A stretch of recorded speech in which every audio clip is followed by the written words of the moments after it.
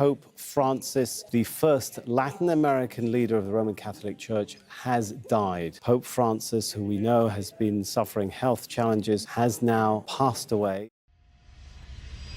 As the morning sun rose over the gates of the Vatican, a sense of solemnity and reverence filled the air. The world had woken to the news it had long feared. Pope Francis had passed away. His death marked the end of a transformative era for the Catholic Church, an era defined by humility, reform, and a deep connection to the people. The rituals, steeped in centuries-old tradition, were swiftly put into motion. Cardinals arrived from across the globe, not only to finalize the funeral proceedings, but to prepare for one of the most sacred responsibilities bestowed upon them, selecting the next leader of the world's 1.3 billion Catholics. Outside the papal residence, the ceremonial sealing of the Pope's apartment with red ribbon and wax certified his death in accordance with Vatican customs. Within the chapel, his personal sanctuary, the body of Pope Francis lay in repose, attended by close aides and cardinals in a private moment of mourning. Soon, he would be moved to St. Peter's Basilica, where the faithful would gather en masse for a public farewell. Rome's streets, already thick with pilgrims, transformed into a living tribute as rosary services and spontaneous prayers echoed across St. Peter's Square. The Vatican later confirmed the cause of death, a stroke and irreversible heart failure, complicated by a coma. Yet even as his health declined, Pope Francis remained a figure of resilience and devotion. Just weeks earlier, he had made a surprise appearance on Easter Sunday, waving to crowds from the window of the Apostolic Palace. His presence, even in fragile health, was a testament to his lifelong commitment to service. From the war-torn streets of Gaza to the quiet parishes of rural South America, prayers poured in for the pontiff who had consistently spoken out for the marginalized and forgotten. Pope Francis was a man of firsts, the first Jesuit pope, the first from the Southern Hemisphere, and the first to take the name Francis, in honor of the humble saint of Assisi. From the moment he stepped onto the balcony of St. Peter's Basilica in 2013, there was a marked shift in tone. Eschewing grand titles and luxurious trappings, he chose to live simply and speak plainly. But beneath the soft-spoken manner was a political mind that reshaped the church. He tackled internal corruption, pushed for environmental stewardship, and challenged traditional views on sexuality and family life. In doing so, he became a divisive figure among the hierarchy, beloved by many for his openness, yet criticized by others who saw his reforms as a threat to doctrine. And now, the church stands at a crossroads. With the conclave approaching, speculation is mounting over who will inherit the keys of St. Peter. The cardinals, many of whom were handpicked by Francis himself, will soon be sealed inside the Sistine Chapel, isolated from the outside world until they reach a decision. This is not just a spiritual choice, but a political one. Will the church continue along Francis's path of reform and global engagement, or will it pivot toward conservatism, opting for a shepherd who will enforce tradition and order? Among the potential successors, a few names have begun to stand out. The Italian faction, always a strong contender, may put forward Cardinal Pietro Parolin, Francis's Secretary of State. He is well known within Vatican circles and commands respect, but critics note his lack of pastoral experience, a quality Pope Francis often described as essential in a modern spiritual leader. Another Italian, Cardinal Pierbattista Pizzaballa, is acutely aware of the church's political and cultural tensions, particularly in the Middle East, where he has served with sensitivity and tact. Then there's Cardinal Luis Antonio Tagle of the Philippines, once seen as a possible successor even during the last conclave. A man of charisma and humility, Tagle has been dubbed the Asian Pope Francis for his compassion toward the poor